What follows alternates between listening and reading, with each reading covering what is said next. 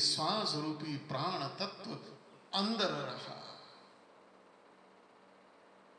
श्वास प्रश्वास की निरंतर प्रक्रिया चल रही है, निरंतर जन्म हो रहा है और निरंतर मरण हो रहा है। अरे श्वास अंदर है तो जन्म है, बाहर निकल गया तो मरण है। अभी तक तो जन्म है जब तक अंदर है।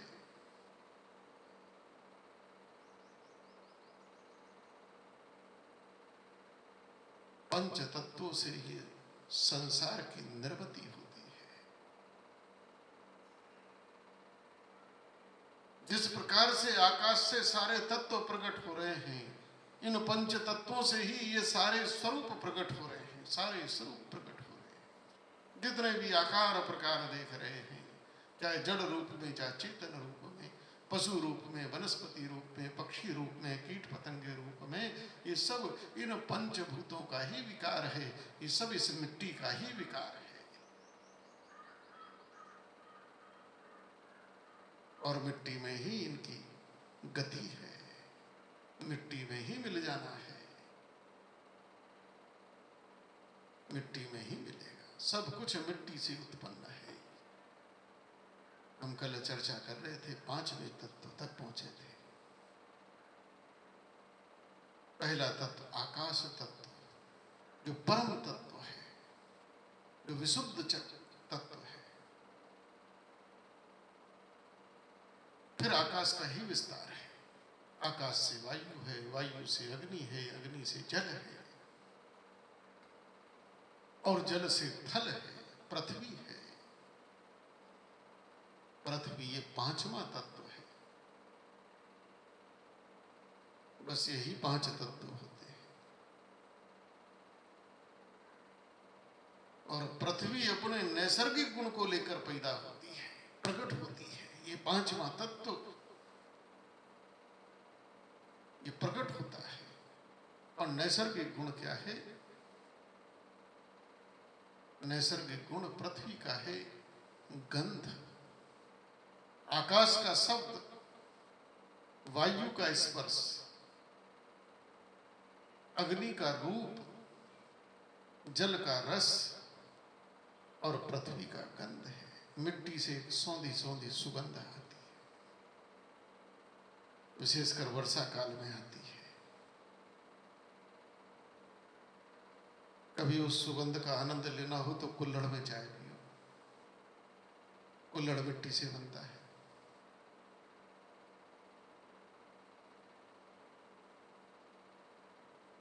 अब तो कुल्हड़ की चाय बड़ी कीमती हो गई।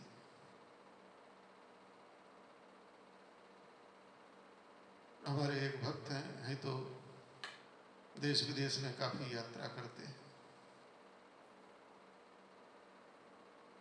उन्होंने दो जगह का वृतांत मेरे को बताया, दुबई का और ब्रिटेन का। बोले महाराज जी, मैं आश्चर्यचकित हो गया। ब्रिटेन में, लंदन में और दुबई में इतने एडवांस। बोले वहां मुझे बोर्ड लिखे मिले कि कुल्हड़ की चाय, कुल्हड़ में चाय, और रेट भी कई गुना। वाह, दुनिया कप और केटली और कॉफी मग और किस किस तरफ भाग रही है भारत, और दुनिया कुल्हड़ की ओर लौट रही है। बोले और सामान्य जो चाय रहती है वो बड़े सजा के लाई जाती है, कुल्हड़ की चाय उससे महंगी। क्योंकि एक नैसर्गिक आनंद, एक प्राकृतिक आनंद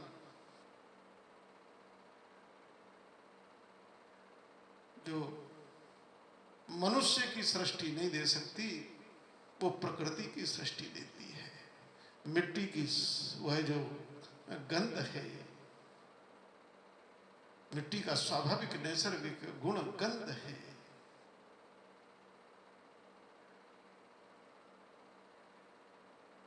और मिट्टी की उत्पत्ति, पृथ्वी तत्व की उत्पत्ति जल से है, जल से थल की उत्पत्ति है।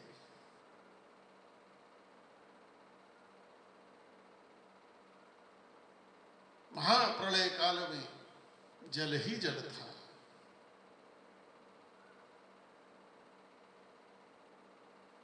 जल से उत्पत्ति होने के कारण पृथ्वी तत्व में भी जल के अंदर विद्यमान 4 गुण पृथ्वी तत्व में भी आ जाते हैं। अपने वंशानुगत प्राप्त 4 गुणों के अतिरिक्त अपना 5वां वैशिष्टिक गुण गंध लेकर पृथ्वी में 5 गुणों की प्रतीति हो जाती है। पृथ्वी में शब्द है, धरती के ऊपर जोर से प्रहार करो, धम आवाज होती है, नाद प्रकट होता है। जो ब्रह्मांड में नाद गूंज रहा है, जो ब्रह्मांड में नाद गूंज रहा है, जो शब्द गूंज रहा है, जो आकाश का विशेष गुण है, जो इस महाघट में समाया हुआ आकाश में जो प्रणव नाद गूंज रहा है, जो परमात्मा का स्वरूप है, जो ब्रह्मांड में है, वही घट में है।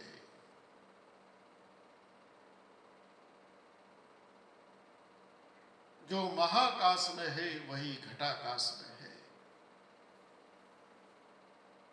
ब्रह्म की साधना करने वाले, नाद साधना करने वाले, उत्तर भारत में तो अभी लुप्त हो गया है, लेकिन दक्षिण भारत में आप कभी देखिए, जब दक्षिण भारत का संगीत बजता है, संगीत की साधना होती है,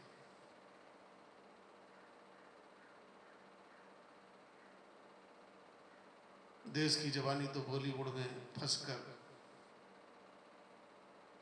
साधना से ही दूर हो गई। अरे ये कला थी, नर्तन एक कला है, गायन एक कला है, वादन एक कला है, अभिनय एक कला है। लेकिन समस्या ये है कि वो नाचने गाने वाले चरित्रहीन लोग, उन्होंने इस असली कला को ढक दिया।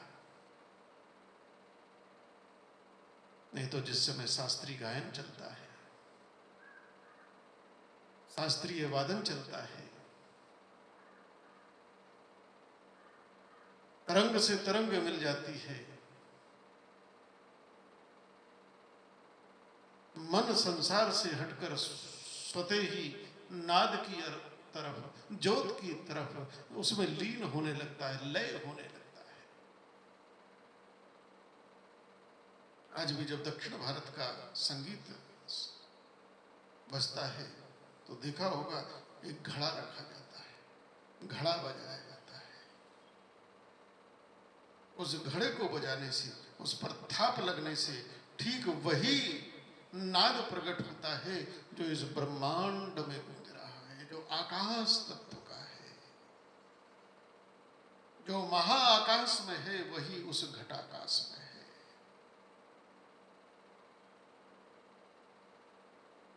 जो ब्रह्मांड में व्याप्त आकाश है, वही घड़े के अंदर है।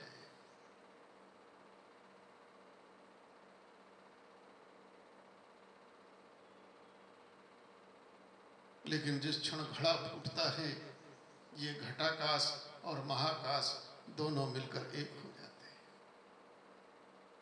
शास्त्रीय भाषा में, वेदांत की भाषा में, घड़े के अंदर विद्यमान आकाश को घटाकाश कहा गया है, और ये जो सर्वत्र विद्यमान है, इसको महाकाश कहा गया है।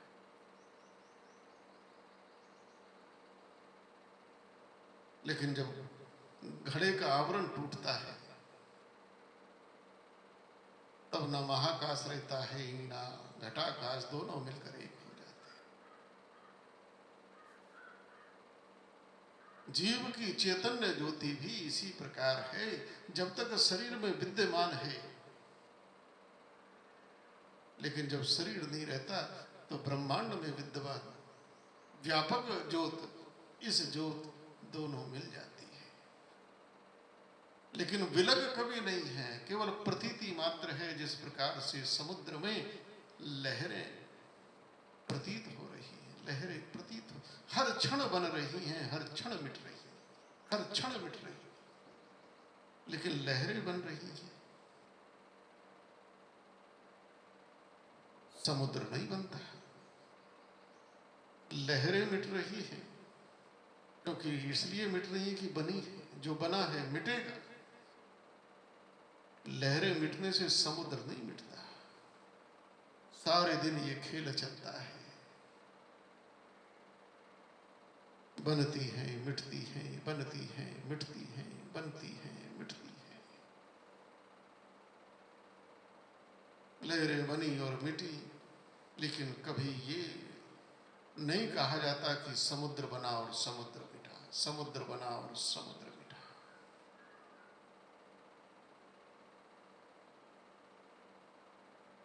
क्योंकि जब लहरें नहीं थी तब भी समुद्र था, और जब लहरें हैं तो भी समुद्र है, और जब लहरें नहीं रहेंगी तब भी समुद्र रहेगा।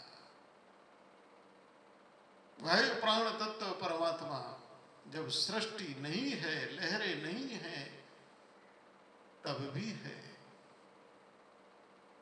अब भी है, और तब भी रहेगा। केवल लहरें ये मिटेंगी और कुछ नहीं मिटेगा। ना हम मिटेंगे, ना तुम मिटोगे, मिटता कोई नहीं। पृथ्वी में आकाश का गुण शब्द है,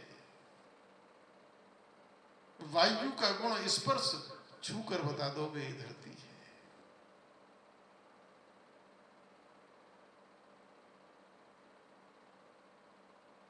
अग्नि का रूप देखकर बता दोगे मिट्टी है, ये धरती है, पृथ्वी है।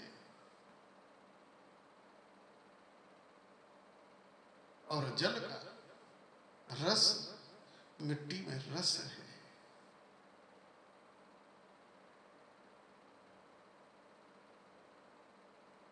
इस मिट्टी में रस है। ब्रज रस, ब्रज रज के रस का आनंद लेने के लिए भी परमात्मा आए।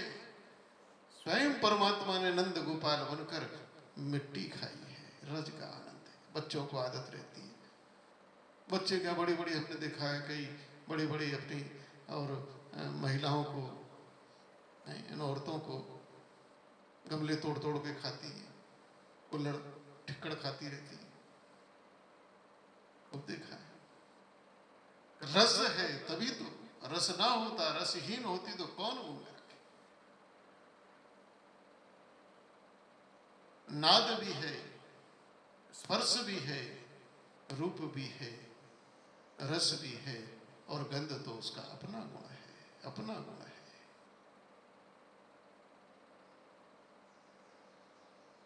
लेकिन इन पांच तत्वों में परम तत्व तो आकाश ही है।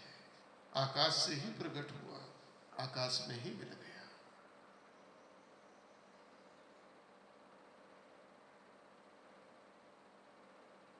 लेकिन पांच तत्वों में पृथ्वी तत्व ये सबसे विलग तत्व है, सबसे महत्व का तत्व।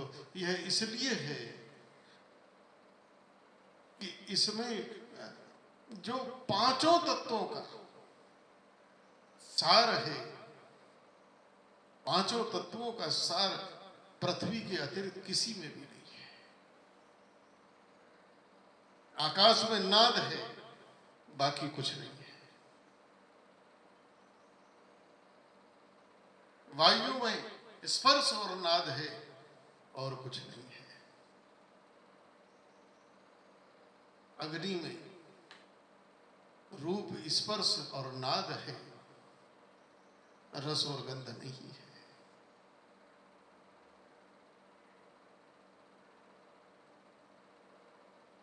जल में रस तो है, शब्द तो है, रूप तो है, स्पर्श तो है, गंध वहां भी नहीं है। अगर ये पांचों के पांचों कहीं विद्यमान हैं तो केवल पृथ्वी तत्व में है, पृथ्वी तत्व में। इसलिए कहा कि सृष्टि में जो कुछ भी निर्मित हो रही है इस सृष्टि में, वह मिट्टी का विकार है, मिट्टी का विकार है, मिट्टी से उत्पन्न हो रहा है। लेकिन शब्द पकड़ना सृष्टि में,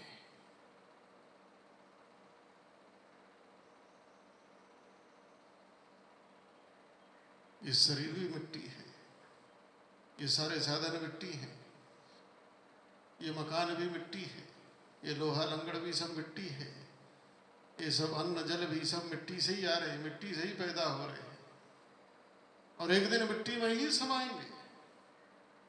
ये शरीर भी दो मुट्ठी राख बन के मिट्टी में सम,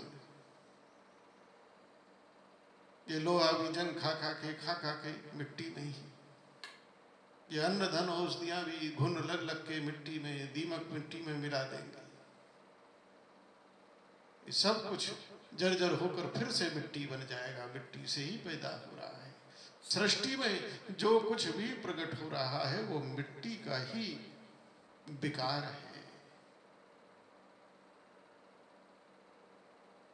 तब भी मिट्टी था, अब भी मिट्टी है और आगे भी मिट्टी ही होगा।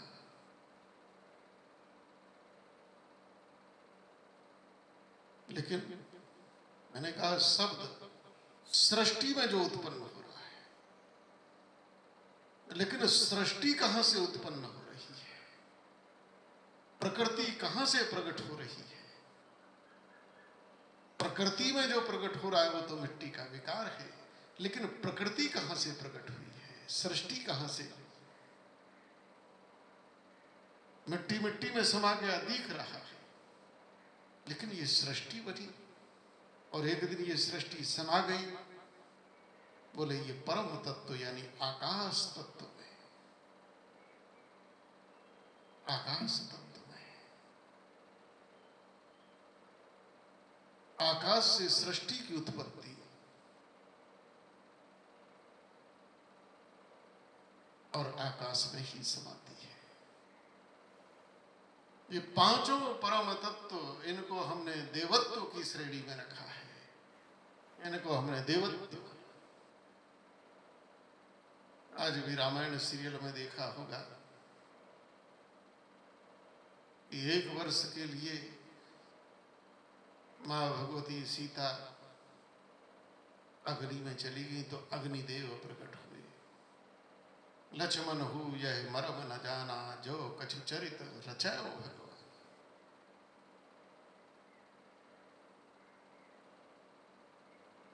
हमने आकाश में भी मेघों को विचरण करने वाले मेघों को हमने देवता कहा, इंद्र कहा है। वायु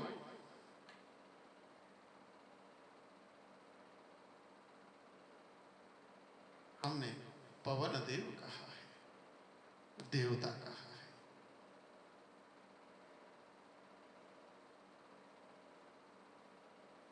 वायु अगर चाहे इतना प्रबल है, सारी सृष्टि का अंत कर सकता है।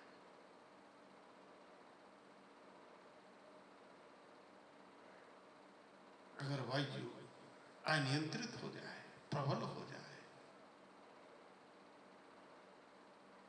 वायु से उत्पन्न अग्नि, अगर अग्नि तत्व, बड़ी चिंता हो रही है ये ग्रीन गैसेस को लेकर, तापमान बढ़ रहा है। कोई कहता है अगर 2-3 डिग्री भी तापमान संसार का बढ़ गया तो ये पूरा का पूरा संसार जलमग्न हो जाएगा, सारी की सारी बर्फ पिघल जाएगी, पृथ्वी तत्व नष्ट हो जाएगा।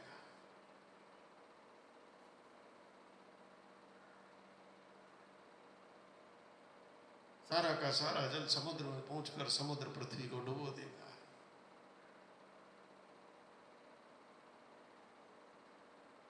अगर अग्नि